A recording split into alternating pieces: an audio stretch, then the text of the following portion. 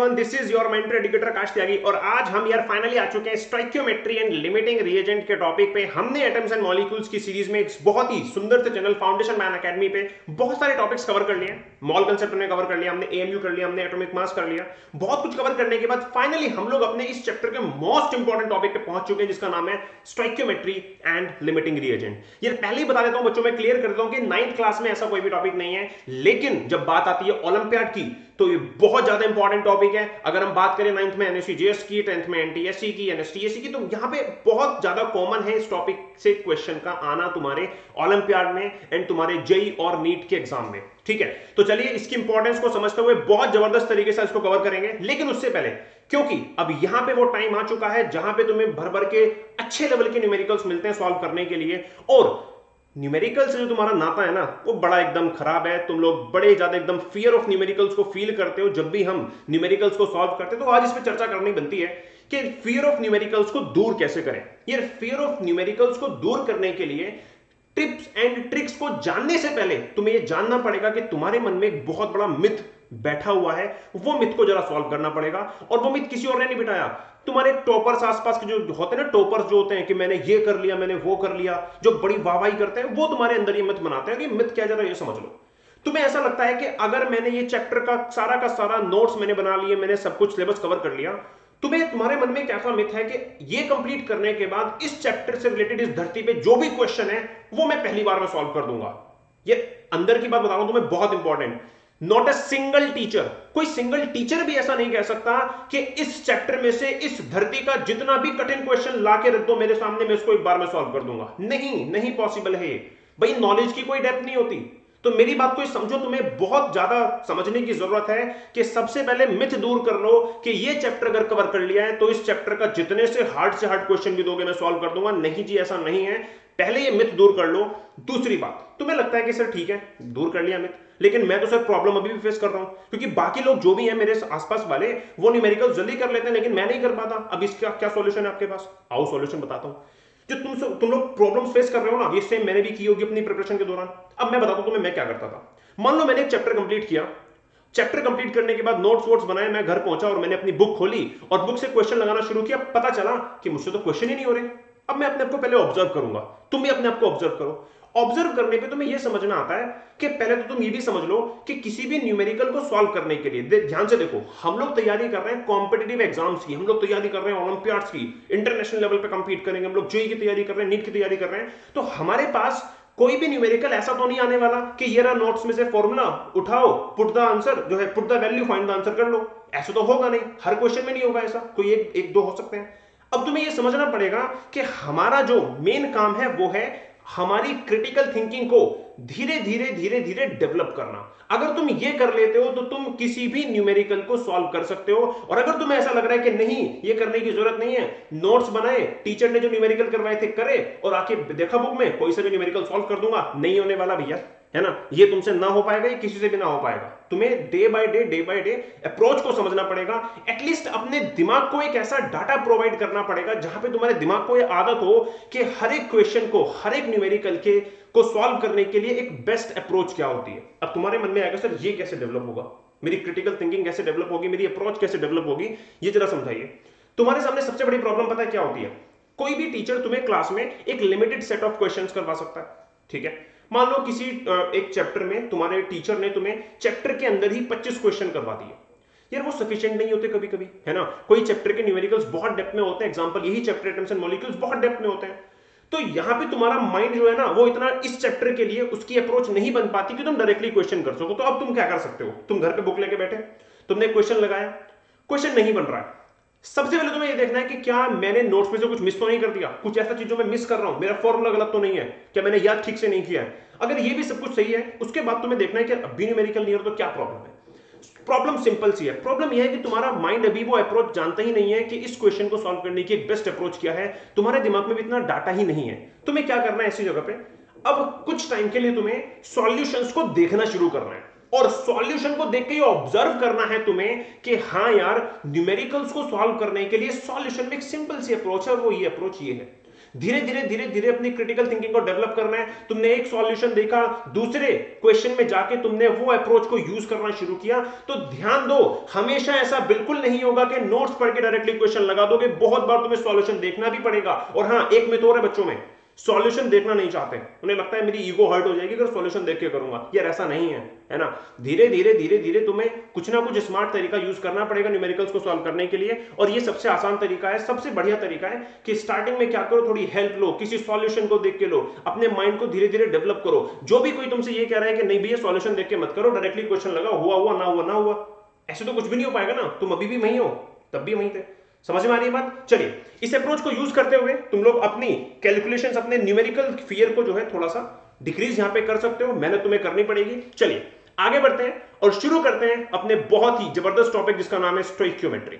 आओ बच्चों, stoichiometry of chemical reactions हम लोग बात कर रहे हैं। पहले समझते हैं स्टोइकियोमेट्री होता क्या है। इसको समझने के लिए एक काम करते हैं, स्टोइकियोमेट्री के वर्ड को पकड़ते हैं। स्टोइकियोमेट्री का जो वर्ड है इसको आप दो पार्ट में डिवाइड कर सकते हो बच्चों, ठीक है।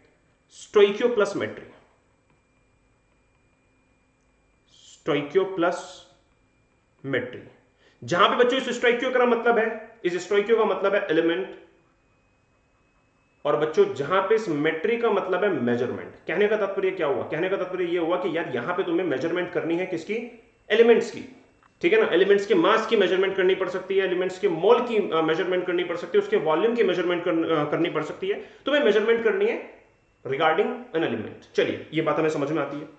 अगर मैं डिफाइन करूं सिंपल लैंग्वेज में स्टोइकियोमेट्री क्या है, जरा वो तो बताइए सर। आइए, it can be defined as the quantitative analysis, the quantitative, not analysis, quantitative relationship, quantitative relationship between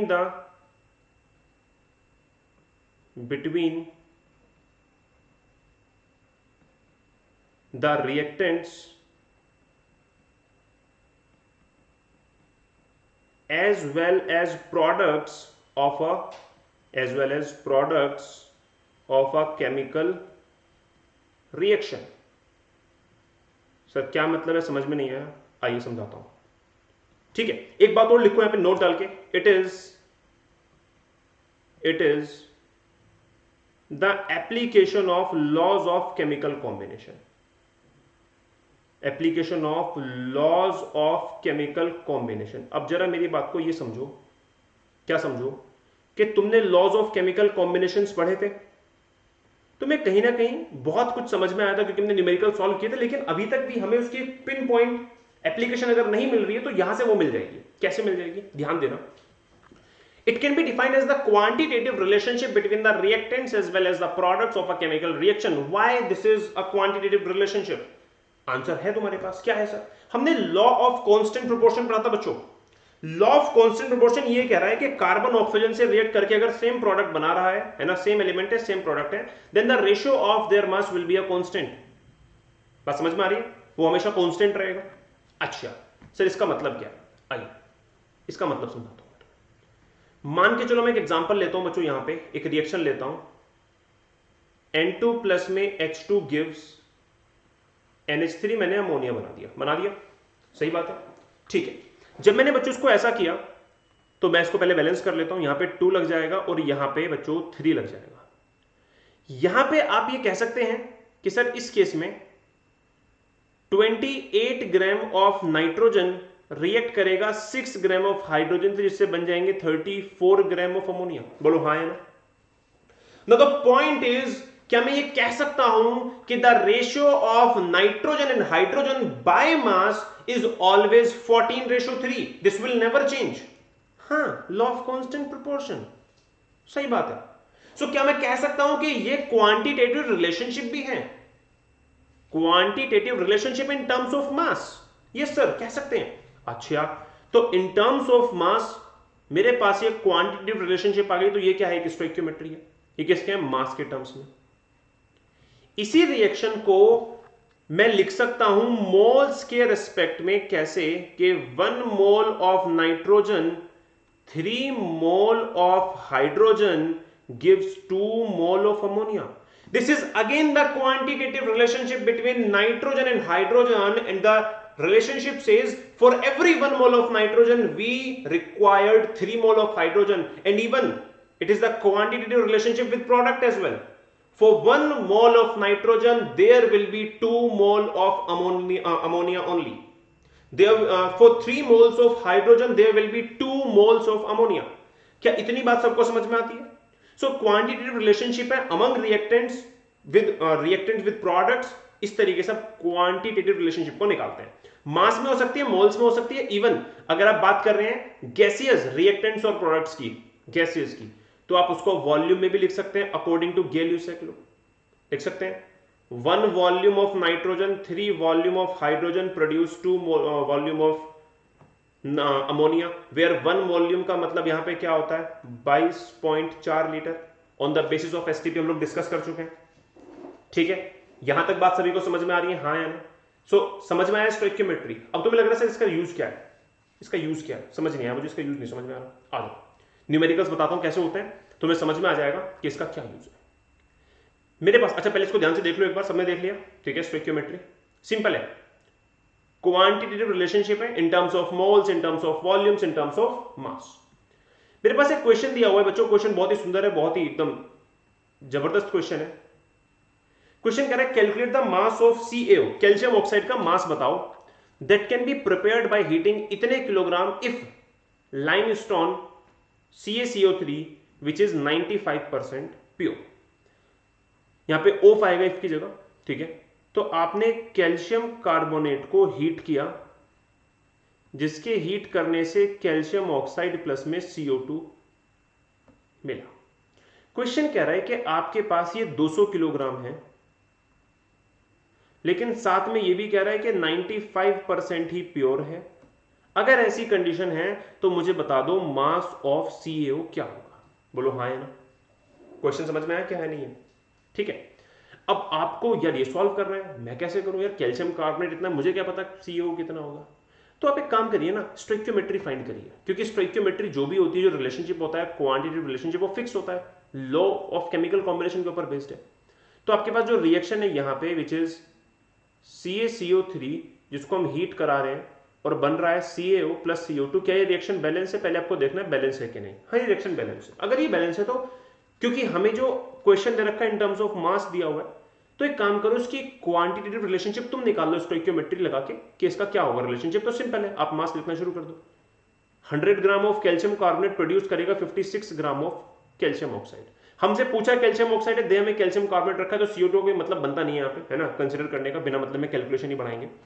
तो 100 ग्राम कैल्शियम कार्बोनेट होने पे 56 ग्राम कैल्शियम ऑक्साइड बनती है. क्या ये क्वांटिटेटिव रिलेशनशिप है? बोलो हाँ है ना? यस सर है. क्या ये कभी ब्रेक हो सकती है? आंसर है नहीं, ये ब्रेक नहीं होगी. क्यों? क्योंकि लॉ ऑफ कांस्टेंट प्रोपोर्शन के ऊपर बेस्ड है, लॉज ऑफ केमिकल कॉम्बिनेशन. बढ़िया, एकदम सारे लोग एकदम फिक्स है. ठीक है, ये कभी फेल नहीं होगी. तो मैं क्या करता हूं यहां पे, पहले मैं देखता हूं कि मेरे पास जो मेरे पास रिलेशनशिप है, मैं आपको इससे छोटा सा एक एग्जांपल और देता हूं. आप ऐसे मान के चलिए कि एक टॉफी का पैकेट जो है जिसमें 50 टॉफी होती हैं, वो 100 रुपए का है. लेकिन आपसे मैं पूछ रहा हूं बताओ 10 टॉफी का प्राइस कितना है. तुम क्या करोगे? तुम यहां पे एक सिंपल यूनिटरी मेथड लगाओगे. यूनिटरी मेथड कैसे लगाओगे? मान लो चलो मैंने तुमसे पूछा 50 के लिए नहीं, मैंने तुमसे पूछा 35 टॉफी कितने की है. तुम सिंपल एक काम करोगे, तुम यहां पे पहले देखोगे एक टॉफी का प्राइस कितना है. ठीक है, एक टॉफी का प्राइस कैसे निकालो सर? भाई दोनों तरफ 50 से मल्टीप्लाई कर दो, तो एक टॉफी का प्राइस आ जाएगा तुम्हारा कितना? 2 रुपए. कितना आ जाएगा? 2. समझ रहे हो बात को? नहीं समझ रहे हो, है ना? अच्छा, लेकिन तुमसे मैंने क्या पूछा? मैंने पूछा 35 टॉफीज का प्राइस कितना है. अब 35 से दोनों तरफ मल्टीप्लाई कर दो. यही करोगे तो आ जाएगा 72 इंटू 35, 70 रुपीज. इसको कहते हैं यूनिटरी मेथड. यूनिटरी मेथड का क्यों लगाते हैं हम लोग? मान लो हमें यह पता है कि जो रिलेशन है वो हमेशा सेम रहेगा, फिक्स रहेगा, तो हमसे जो पूछा है ना उसको लाने के लिए पहले हमारे पास जो रिलेशन है उसको 1 के लिए निकालते हैं, फिर जो चाहिए वो मल्टीप्लाई कर देते हैं. जैसे कि यहां पे आ जाओ, मेरे पास 100 ग्राम के लिए CaO 56 ग्राम है, पहले 1 ग्राम के लिए निकालो ना कितना है. तो पूरी इक्वेशन को डिवाइड कर दो 100 से, क्वांटिटी को डिवाइड कर रहा हूं 100 से, विच इज पॉसिबल. तो ये आ गया 1 ग्राम ऑफ कैल्शियम कार्बोनेट के लिए आपको 0.56 ग्राम कैल्शियम ऑक्साइड बनता हुआ दिखाई देगा। ठीक है, लेकिन आपको इसके लिए तो बताना ही नहीं है 1 ग्राम, आपको तो 200 किलोग्राम के लिए बताना है। और ध्यान दो 200 किलोग्राम में भी क्या बच्चों, 200 किलोग्राम में भी ये साफ साफ लिखा हुआ है वहां पे कि 95% प्योर है। अब इंप्योरिटी तो इस रिएक्शन में काम आएगी नहीं, तो उस इंप्योरिटी को बाहर कर दो पहले, क्योंकि इंप्योरिटी तो रिएक्शन में इन्वॉल्व है ही नहीं। कितनी इंप्योरिटी है? 5% इंप्योरिटी है। 200 किलोग्राम का 5% कितना होता है भाई?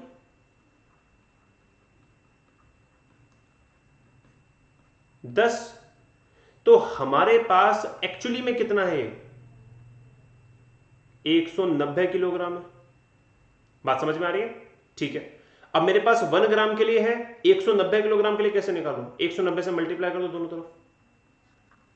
अब बहुत से लोग बोलेंगे सर ये तो किलोग्राम में, नीचे वाली वैल्यू ग्राम में। अब किलोग्राम में दोनों तरफ किलोग्राम में मल्टीप्लाई करोगे, दोनों के डिवाइड में 1000 आएगा, 1000 कट जाएगा तो कुछ फायदा नहीं होगा, है ना? तो क्या करें, डायरेक्ट लिख दो। 190 kg के लिए ये आपका आ जाएगा कितना? 0.56 इंटू 190 kg। आप सॉल्व कर लेंगे, आपका कैल्शियम ऑक्साइड का आंसर आ जाएगा। जल्दी से मुझे बताओ, यहां तक किसी प्राणी को डाउट है? Anyone in the house make some noise जो कह रहा है कि सर हाँ मुझे डाउट है। जल्दी से पूछो अगर किसी को भी लग रहा है कि यार सर मुझे इसमें डाउट आ रहा है। ठीक है, ध्यान से देख लो, इसको सॉल्व कर लो, मैं इसका आंसर बता दूं तुम्हें फाइनली कितना आता है। आप 190 की 0.56 से मल्टीप्लाई करेंगे, कितना आ जाएगा यार? ठीक है, 0.56 मल्टीप्लाई 190, इट इज 106 किलोग्राम की समथिंग।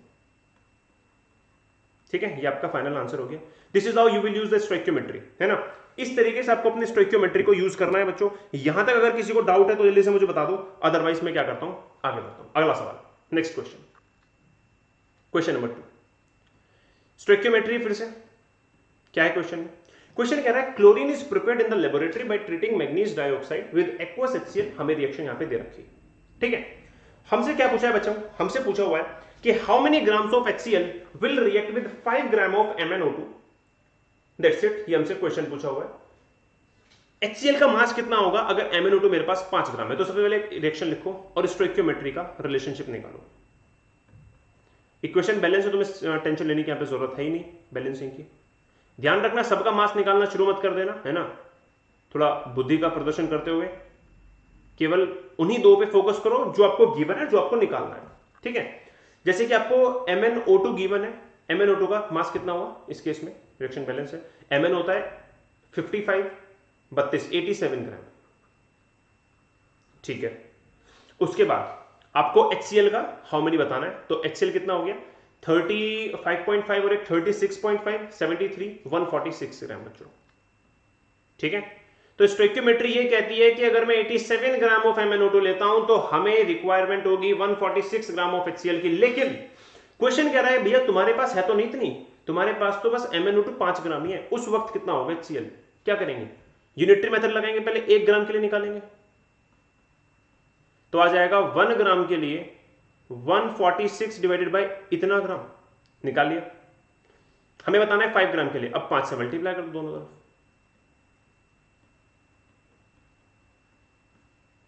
ठीक है, तो यहां से आपका आंसर आ जाएगा कि 5 ग्राम ऑफ MnO2 के लिए आपके पास बच्चों कितना HCl यहां पे आपको चाहिए, विल रिएक्ट, कितना रिएक्ट करेगा? 5 multiply 146 divided by 87 and the answer is 8.39 ग्राम। ये मेरा फाइनल आंसर हो गया। सिंपल अप्रोच समझ में आ रही है स्टोइकियोमेट्री की? स्टोइकियोमेट्री में सिंपल है, आपको एक वैल्यू गिवन होगी, दूसरी आपको निकालनी होगी किसी भी रिएक्शन में, है ना? ऐसा करते वक्त आपको ध्यान रखना है, आपको एक रिलेशन पहले सेटिस्फाई करना है यूजिंग द बैलेंस इक्वेशन, जिसको हम स्टोइकियोमेट्री कहते हैं। क्वांटिटेटिव रिलेशनशिप आपने निकाल ली और उसके बाद उस क्वांटिटेटिव रिलेशनशिप को मैनिपुलेट करना है यूजिंग यूनिटरी मेथड, जिससे कि आप अपना डिजायर्ड वैल्यू ला सको, जो भी आपको जिस वैल्यू पे भी चाहिए। चलिए अगला सवाल, नेक्स्ट क्वेश्चन। क्वेश्चन है how many grams of oxygen are required to burn completely 570 gram of octane. Octane होता है C8H18। आप इसको बर्न करोगे तो ऑक्सीजन की प्रेजेंस में बर्न करोगे। ठीक है, CO2 बनता है, H2 बनता है हमेशा इस रिएक्शन में, जब भी आप कभी भी बर्निंग ऑफ ऑर्गेनिक कंपाउंड करते हैं। ऑक्टेन एक ऑर्गेनिक कंपाउंड है, हाइड्रोकार्बन है। ठीक है, अच्छा पहले इसको बैलेंस कर लेते हैं। क्या होगा बैलेंस करने पे? यहां पे 8 है, यहां पे 8 लगा दो, यहां पे तुम्हारा कितना है? ये तुम्हारे कितने हैं? 18 है, यहां पे 9 लगा दो। लेकिन ऐसा करने से गड़बड़ ये हो जाएगी, क्या गड़बड़ हो जाएगी कि बैलेंस नहीं हो पाएगी, क्योंकि राइट साइड में ओड नंबर ऑफ क्या हो गए तुम्हारे, ओड नंबर ऑफ ऑक्सीजन हो गए। तो एक काम करो, पहले यहाँ पे 2 लगाओ, लगा दिया। अभी हो गए कितने, 36, तो यहाँ पे आपको लगाना पड़ेगा क्या, 18, इवन हो गए, ठीक है, क्योंकि आपने 2 लगाया तो आपको 16 लगाना पड़ेगा, लगा दिया। अब गिनो राइट साइड में ऑक्सीजन कितने, 16 दूनी 32 और 18 50, इधर कितने 2, 25 से मल्टीप्लाई कर दो। बैलेंसिंग आपको आती होगी, है ना, पहले दूसरे लेक्चर में आपको बैलेंसिंग सिखा दी गई थी। चलिए यहां तक बात समझ में आती है। हमसे पूछा how many gram of oxygen और ऑक्टेन हमें गिवन है। पहले स्टोइकियोमेट्री से निकाल लेते हैं कि रिलेशन क्या कहता है, ठीक है ना। ऑक्टेन का वेट कितना हो जाएगा, 12 वेट जा 96, 96 प्लस 18, 96 प्लस 18 कितने हो गए तुम्हारे, ये हो गए 114, ठीक है, और मल्टीप्लाई तुम्हारा फिर हो गया 2 से, तो 228। इतना ग्राम ऑक्टेन जब होता है तो 25 मल्टीप्लाई बाय 32, ठीक है, ये हो जाएगा तुम्हारा 800। सभी लोग इस बात से सहमत हैं? अगर देख लो कहीं पे मास वास गलत तो नहीं है ना भाई। 12 8 जा 96 हो गया तुम्हारा, और 18 114 228, ऐसे यहां पे आपने कर दिया 25 मल्टीप्लाई बाय 16 मल्टीप्लाई बाय 2, ठीक है ना, 50, ठीक है। अब हमसे क्वेश्चन पूछ रहा है कि यार तुम्हारे पास 228 ग्राम तो है नहीं ना ऑक्टेन, तुम्हारे पास कितना है, 570 है ना, 570 ग्राम है। तो पहले 228 से डिवाइड करेंगे, 1 के लिए निकालेंगे, निकल जाएगा 1 के लिए, ये आ गई वैल्यू, ठीक है। और फिर आप फाइनली मल्टीप्लाई कर दोगे बच्चों इसको विद व्हाट, विद 570,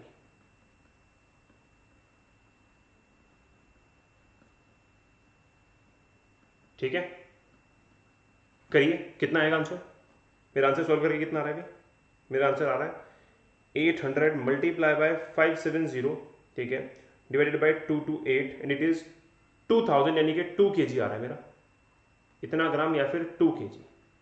जिसको समझ में आ रहा है बताओ जल्दी से मुझे, जिसको नहीं समझ में आ रहा कमेंट सेक्शन में जरूर बताना कि सर ये वाले क्वेश्चन हो रहे हैं नहीं हो रहे, है ना। कमेंट करते रहो करो जैसे जैसे तुम्हारी प्रिपरेशन चलती रहेगी, ठीक है।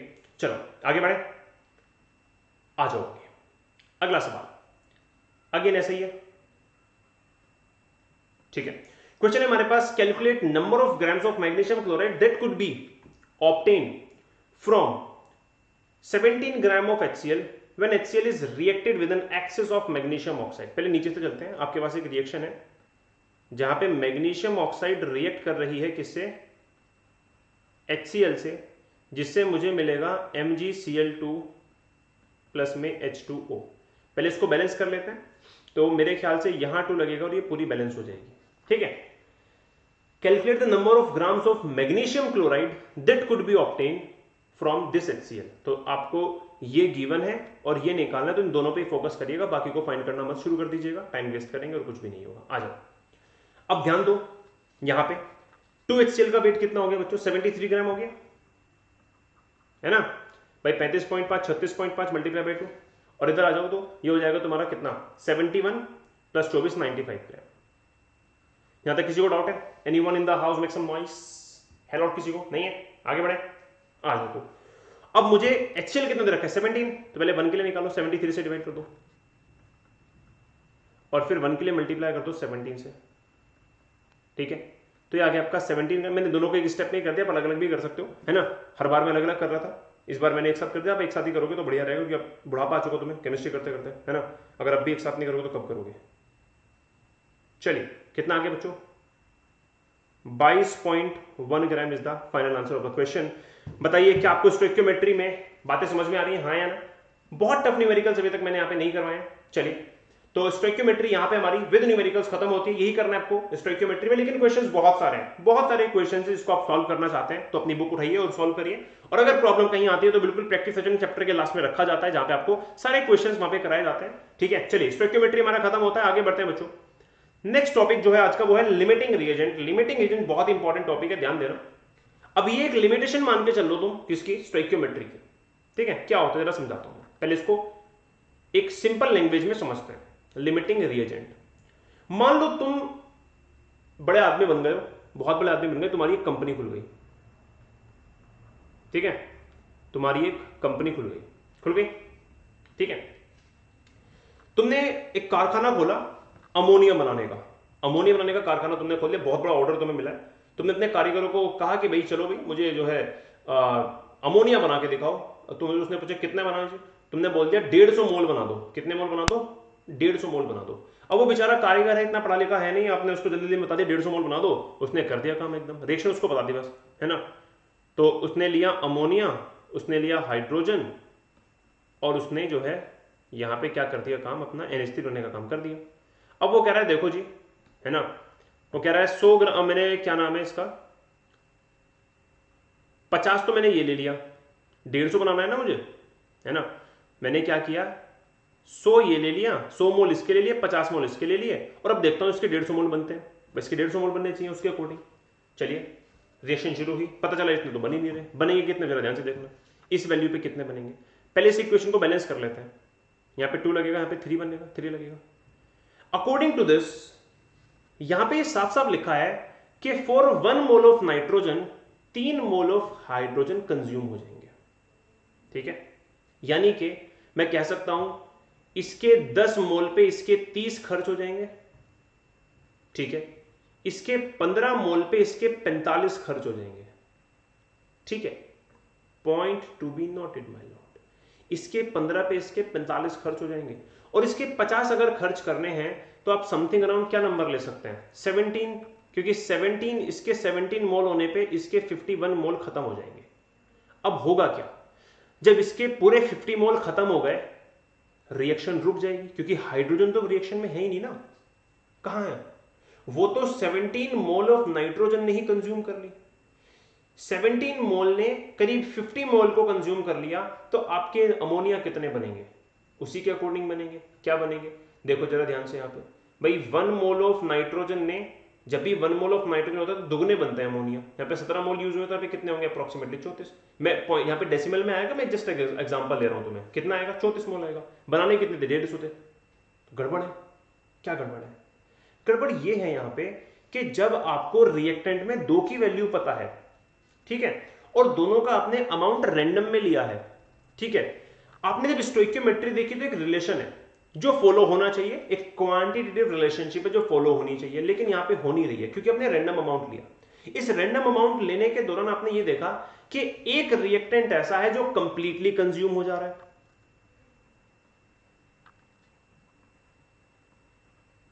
ठीक है, जो जल्दी खत्म हो जा रहा है, और एक ऐसा है जो बच जा रहा है। इसी बेसिस पे 2 तरह के रिएजेंट होते हैं, एक होता है एक्सिस रिएजेंट और एक होता है लिमिटिंग रिएजेंट। कंप्लीटली कंज्यूम्ड वाले को कहते हैं लिमिटिंग रिएजेंट बच्चों, ठीक है, और इसको कहते हैं हम लोग एक्सिस रिएजेंट। क्या बात समझ में आती नहीं आती, दोबारा बताऊं एक बार। हमने एक रिएक्शन ली जिसमें हमने रैंडमली रिएक्टेंट्स को ले लिया, रिएक्शन करने पे ये पता चला कि एक reactant on the basis of quantitative relationship जल्दी खत्म हो जा रहा है और दूसरा बच जा रहा है। बचने वाले को एक्सिस बोलते हैं, जल्दी खत्म हो जाने वाले को या फिर कंप्लीटली कंज्यूम होने वाले को लिमिटिंग रिएजेंट बोलते हैं। आइए इसको अच्छे समझने के लिए एग्जांपल लेते हैं। मेरे पास एक सुंदर सा क्वेश्चन है। क्वेश्चन ने हमें क्या बोला कि भाई देखो हमारे पास एक रिएक्शन है A+B2 गिव्स AB2। क्वेश्चन कह रहा है कि आपको यहाँ पे क्या करना है, हर एक रिएक्शन में लिमिटिंग रिएजेंट को फाइंड करना है। कर देंगे जी, कोई दिक्कत नहीं है। आइए कैसे करेंगे, करने से पहले कुछ बेसिक बातें यहाँ पे लिख लेता हूं मैं तुम्हारे लिए। A+B2 गिव्स AB2 है मेरे पास, यही है। मैं क्या ये लिख सकता हूं कि A का 1 मोल B के 1 मोल से रिएक्ट करके इसका 1 मोल बना रहा है। पहली क्वांटिटेटिव रिलेशनशिप लिख ली मैंने। दूसरा, 1 एटम ऑफ A रिएक्ट कर रहा है 1 मॉलिक्यूल ऑफ B से बनाने के लिए 1 मॉलिक्यूल ऑफ AB2। ये बात भी समझ में आ रही है। आप ये भी लिख सकते हो 1 एटम ऑफ A रिएक्ट कर रहा है 2 एटम ऑफ B बनाने के लिए 3 एटम ऑफ AB2 प्रोडक्ट में। बोलो हाँ या ना, अरे हाँ या ना। ये बात सबको समझ में आती है। बहुत ही बेसिक सी बातें लिख दी हैं। अगर मोल में देखो तो 1 1 1 है, एटम में देखो तो 1 एटम, सॉरी एटम मॉलिक्यूल में देखो तो 1। भाई हम ए को मॉलिक्यूल तो बोल नहीं सकते, कभी आप बोलो सर उसको भी मॉलिक्यूल बोल दो, तो 1 एटम विद 1 मॉलिक्यूल बना रहा है 1 मॉलिक्यूल। और अगर नीचे आके देखोगे तो 1 एटम 2 एटम 3 एटम। ठीक है, चलिए हमसे पूछा है पहले केस में बताइए लिमिटिंग रिएजेंट कौन है। पहले केस में आपने 300 एटम लिए हैं ए के और 200 मॉलिक्यूल लिए हैं बी के। आपको कोई रिलेशन दिख रहा है? सर दिख रहा है। रिलेशन तो ये कहता है कि भैया आप एक एटम लोगे तो एक मॉलिक्यूल खर्च हो जाएगा, मतलब कि आपने 300 एटम लिए तो इसके 300 मॉलिक्यूल होने चाहिए, या फिर आप कह सकते हो इसके 200 मॉलिक्यूल पे इसके 200 एटम ही खर्च होंगे। ओ माय गॉड, इसके 200 मॉलिक्यूल लेने पे इसके 200 एटम खर्च हो जाएंगे, तो क्या रिएक्शन उससे आगे होगी? आंसर नहीं। इसके 100 एटम वेस्ट जाएंगे, बोलो इस केस में इसके 100 एटम खाली रह जाएंगे क्योंकि उनसे रिएक्ट करने के लिए मॉलिक्यूल ही नहीं बचा। बात समझ में आ रही है? तो इस केस में जल्दी कौन खत्म हो गया, कौन कंप्लीटली कंज्यूम हो गया? बी। तो मैं मार्क कर दे रहा हूं बी को, जो भी यहां पे लिमिटिंग रिएजेंट है। ठीक है, आ जाओ सेकंड केस में। हमने पहले वाले के 2 मोल लिए, दूसरे वाले के 3 मोल लिए, जबकि हमारा रिलेशन कहता है दोनों के 1-1 मोल होने चाहिए। इसका मतलब ये हुआ जब इसके 2 मोल खर्च हुए तो इसके 2 मोल भी खर्च हो गए होंगे, मतलब कि इसका 1 मोल बच गया होगा इस वाले केस का। जब इसका 1 मोल बच गया तो मतलब ये फालतू रह गया, जबकि वो कंप्लीटली कंज्यूम हो गया, तो लिमिटिंग रिएजेंट हो गया ए। ऐसे नीचे वाले में आओ, 100 atom of A 100 molecule of B. भाई एटम और मॉलिक्यूल में 1-1 का रेशियो, अगर 100 एटम है तो 100 मॉलिक्यूल खर्च होंगे, मतलब यहाँ पे दोनों ही लिमिटिंग एजेंट है, दोनों ही कंप्लीटली कंज्यूम हो जाएंगे। बात समझ में आ रही है? ठीक है, आगे आ जाओ नीचे। 5 mole of A 2.5 mole of B. यार मोल का रिलेशन है 1-1 का, तो 2.5 मोल पे 2.5 मोल खर्च हो जाएंगे, है ना। इसके 2.5 मोल पे इसके 2.5 मोल खर्च हो जाएंगे, मतलब इसके 2.5 फालतू रह जाएंगे, मतलब ये क्या हो गया, फिर से लिमिटिंग रिएजेंट हो गया। फिर से नीचे आ जाओ, 2.5 mole of A 5 mole of B. इसके 2.5 मोल पे इसके 2.5 मोल खर्च हो जाएंगे क्योंकि बराबर होने चाहिए, फालतू रह जाएगा 2.5 मोल, यानी कि ये लिमिटिंग रिएजेंट हो गया। जल्दी से मुझे बताइए क्या बात समझ में आ रही है? ठीक है, लिमिटिंग रिएजेंट क्या होता है? Which is completely consume. लिख लेते हैं,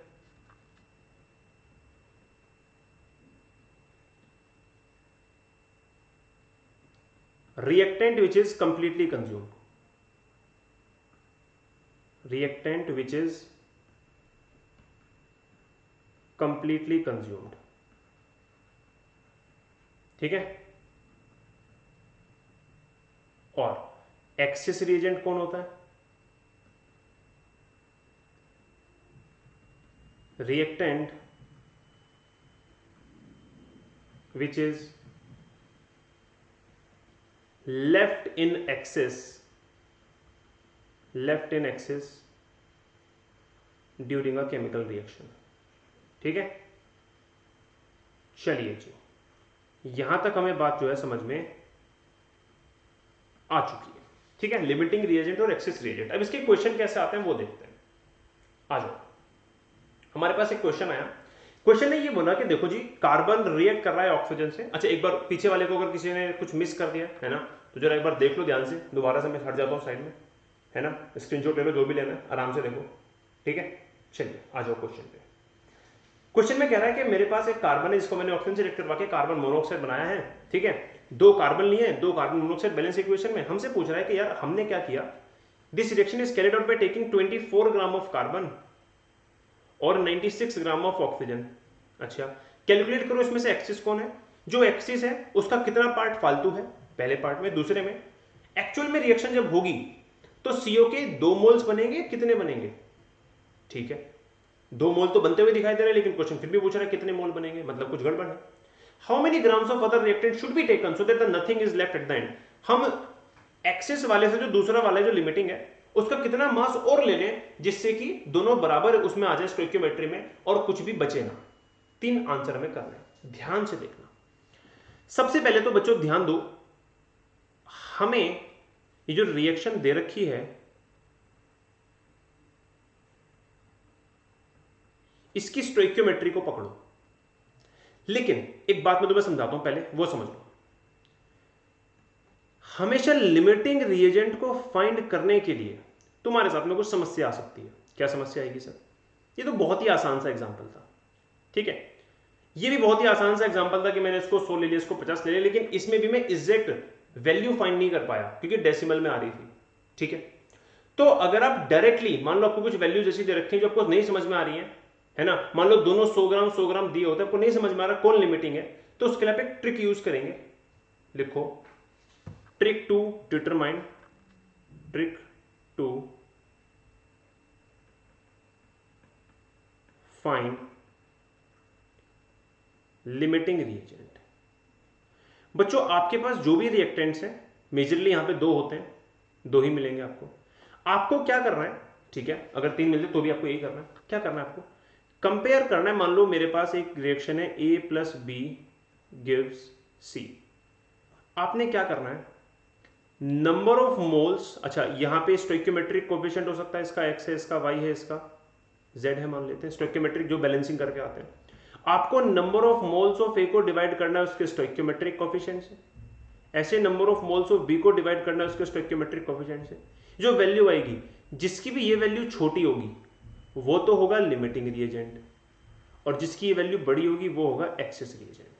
ये आपको हमेशा ध्यान रखना है, आपको बहुत समय नहीं लगाना केवल ये फाइंड कर देने में कि लिमिटिंग रिएजेंट कौन है। Number of moles divided by the stoichiometric coefficient, जिसका छोटा होगा वो क्या होगा, लिमिटिंग रिएजेंट होगा। आ जाओ इस क्वेश्चन में, इस क्वेश्चन में आप कार्बन के मोल्स निकाल सकते हैं, मैं निकालता हूं साइड में। गिवन मास, कार्बन का मॉलिक्यूलर मास ये तो 2 होते हैं, ऐसे ही। अच्छा यही क्यों निकालते हो, आप डायरेक्टली रिलेशन वो फाइंड करना शुरू करो ना, आप वही देख लो लिमिटिंग रिएजेंट निकालने के लिए जो आप रिलेशन निकालते हो। तो number of moles of carbon divided by 2, क्योंकि देखो कार्बन का स्टोइकियोमेट्रिक कोएफिशिएंट 2 है, और आपको इसको कंपेयर करना है किससे, number of moles of oxygen divided by 1। Carbon के नंबर ऑफ मोल्स निकालने के लिए 24 डिवाइडेड बाय 12 करोगे, 1 2 नीचे पहले से है, और ऑक्सीजन के लिए आप करोगे क्या, गिवन मास 96 है, अपॉन में 32, नीचे 1 है, यह आ जाएगा 32 3 जा, और ये हो जाएगा तुम्हारा पूरा 1। बताओ कौन छोटा, कार्बन वाला छोटा है। तो यहां पे एक्सिस रिएजेंट कौन हो गया, ये हो गया आपका एक्सिस रिएजेंट, और ये हो गया आपका लिमिटिंग रिएजेंट। ठीक है, अब हमें बताना है कि एक्सिस रिएजेंट कितना एक्सिस है, ध्यान देना, एक्सिस रिएजेंट कितना एक्सिस है, हमें इसी का पार्ट बताना है, क्योंकि लिखा है ना how much is it left, इसका कितना बाकी रह गया। अब ध्यान दो ये कैसे बताएंगे। इतना तुम्हें समझ में आ गया कि इस रिएक्शन में कार्बन 24 ग्राम यूज होना है, इतना समझ में आ गया। अब आ जाओ स्टोइकियोमेट्री क्या है इसकी, स्टोइकियोमेट्री है 2 × 12 24 ग्राम, 32 ग्राम, जो कि बनाएगा इसके कितने कार्बन, और इसको देख लोगे तो 56 ग्राम बनाएगा। ठीक है, ध्यान दो यहां पे कार्बन को 24 ही होना चाहिए, क्या कार्बन 24 ही है, हाँ, तो क्या मैं इसमें कोई छेड़खानी करूंगा, क्या मैं इसमें यूनिटरी मेथड लगाऊंगा, नहीं, चेंज करने की जरूरत नहीं है। स्टोइकियोमेट्री 24 ग्राम के लिए हमें भी तो 24 ग्राम ही रिएक्शन करवाना है, क्योंकि कार्बन क्या लिमिटिंग एजेंट है, पूरा 24 का 24 ग्राम यहाँ पे खर्च होना चाहिए। ऐसा करने पे ऑक्सीजन केवल 32 ग्राम यूज हो रहा है, मतलब कि 24 ग्राम कार्बन पे 32 ग्राम ऑक्सीजन यूज होगा, मतलब 96 ग्राम का बाकी पार्ट फालतू है। कितना फालतू है, 96 - 32 is equals to 64 gram, 64 gram of oxygen will left behind, पहली बात। दूसरी बात, how many moles of CO are form, normally आप यहां पे देखेंगे इस रिएक्शन में यहां पे 24 ग्राम कार्बन होना चाहिए, इतना ग्राम बनेगा कार्बन मोनोऑक्साइड, इतने मोल, क्योंकि कुछ चेंज किया ही नहीं आपने, तो 2 मोल बनेंगे, क्या दिक्कत है, जितने मोल पहले तो उतने ही बनेंगे, 2 मोल। आ जाओ नीचे, how many grams of other reactant should be taken so that nothing is left at the end. अगर आप पूरे 96 ग्राम को कंज्यूम करना चाहते हैं तो आप कार्बन को कितना बढ़ाओगे, ध्यान दो, अगर आप ये चाहते हो कि मेरा 96 ग्राम ऑक्सीजन कंज्यूम हो, तो आप इस पूरे की क्वांटिटी को किससे मल्टीप्लाई करोगे, 3 से मल्टीप्लाई करोगे। जब आप ऐसा करोगे तो 24 कितना बन जाएगा, अगर आप इसको 3 से मल्टीप्लाई करोगे आप पूरी क्वांटिटी को, तो 24 3 72 ग्राम, 96 ग्राम। तो 96 ग्राम कभी कंज्यूम हो सकता है जब कार्बन हमारा 72 ग्राम है, तो आपने कितना इंक्रीज करना है इसको, 72 - 24, करीब आपको 48 ग्राम इंक्रीज करना पड़ेगा। क्या कंसेप्ट पूरा समझ में आ रहा है, ठीक है, देखिए जरा ध्यान से, और जो भी समस्या है जरा पूछिए, ठीक है, कमेंट सेक्शन में जरूर बताते रहना कि सर मुझे इसमें प्रॉब्लम है, इसमें नहीं प्रॉब्लम है ना, रिपीट कर दिया जाएगा क्वेश्चन, आपकी जो दलीलें होती हैं वो सुने जाते हैं, देखी जाती है ना, ध्यान रखना। आ जाओ अगला सवाल, थोड़ा और क्लैरिटी आपको मिल जाएगी, ठीक है। क्या है क्वेश्चन, जरा ध्यान समझना। क्वेश्चन कह रहा है मेरे से, 1 gram of magnesium is burned in a closed vessel, तो ये बनेगा, बैलेंस कर लो, यहां 2 लगेगा, यहां 2 लगेगा। कह रहा है 1 ग्राम आपने बर्न किया है, 0.5 ग्राम ऑफ O2, आपको बताना है कौन सा एक्सिस में है, which reactant is left in excess, okay, ठीक है। Find the mass of excess reagent, excess reagent का आपको मास बताना है, कौन सा mass, find the mass of excess reagent reactant left, ये आपको बताना है। इस क्वेश्चन को ठीक यहां पे कर देता है, ठीक है। आओ सबसे पहले क्या निकालेंगे, number of moles of magnesium divided by coefficient, जो कि 2 है यहां पे, जो कि 1 है यहां पे, इसका रेशियो। तो number of moles of magnesium कितने होते हैं भाई, यहाँ पे कितना मास है 1 ग्राम है, मॉलिक्यूलर मास 24 इंटू में 2, ऑक्सीजन का मास दे रखा है 0.5 ग्राम को 1/2 लिख रहा हूं अभी के लिए, ठीक है, और मॉलिक्यूलर मास है 32 और 1 है नीचे, ठीक है। तो ये आ गया आपका 1/48 और 1/64। बताओ कौन बड़ा है 1/48 या 1/64 में से, है ना। ऑब्वियसली 1/48 बड़ा है। हमें छोटे वाले को लिमिटिंग रिएजेंट रखना होता है, तो ये कौन सा हो गया आपका लिमिटिंग रिएजेंट हो गया, हाँ है ना। तो एक्सेस रिएजेंट कौन हो गया, ये आपका एक्सेस रिएजेंट हो गया, ठीक है। अच्छा, ये बात समझ में आ गई। अब हमें बताना है कि एक्सिस रिएजेंट कौन है, तो आपने बता दिया Mg है। फिर आपसे पूछा है कितना एक्सिस है। अब ध्यान दो, स्टोइकियोमेट्री कहती है 48 ग्राम मैग्नीशियम 32 ग्राम ऑक्सीजन से रिएक्ट करेगा। अब यहां पे लिमिटिंग कौन है, ऑक्सीजन 0.5, ऑक्सीजन को 0.5 होना पड़ेगा, तो ऑक्सीजन को 0.5 बनाइए। अब एक बात समझिएगा, यहाँ पे बहुत सारे बच्चों को कंफ्यूजन हो जाता है कि सर आप यहाँ पे ऑक्सीजन को कंसीडर कर रहे हो, वहां पे आप उसको कंसीडर कर रहे थे। आप रिएक्शन में उसी को कंसीडर कर सकते हो जो लिमिटिंग रिएजेंट है, क्योंकि वही तो रिएक्शन में कंप्लीटली कंज्यूम हो रहा है, वही तो रिएक्शन में एक्चुअल वैल्यू मिली है। एक्सेस वाला कंप्लीटली कंज्यूम हो ही नहीं रहा, तो आप स्टोइकियोमेट्री में उसके बेसिस पे आंसर कैसे निकाल सकते हैं, है ना। तो आप इसी के बेसिस पे निकालेंगे जो लिमिटिंग रिएजेंट होगा। अच्छा, तो पहले डिवाइडेड बाय 32 और फिर मल्टीप्लाई 0.5, 32 से डिवाइड 0.5 से मल्टीप्लाई, ऐसा आप करेंगे तो कितना आंसर आपका आ जाएगा, ये आ जाएगा आपका कितना 1/2 लिख लो, इसको 0.5 को 4 8 जा और 4 12 जा, फिर 8 6 जा 8 4 जा 2 2 जा 2 3 जा, ये आ गया भैया 3/4। आप इसको सॉल्व करेंगे तो 0.7 ग्राम समथिंग आ जाएगा। कितना एक्सेस में होगा, आप 1 माइनस 0.7 समथिंग कर लेंगे तो 0.3 समथिंग आपका आंसर आ जाएगा। बताइए कोई समस्या है, बढ़ जाऊं आगे। आइए अगला और आखिरी सवाल आज का, 100 gram sample of calcium carbonate is reacted with 70 gram of orthophosphoric acid.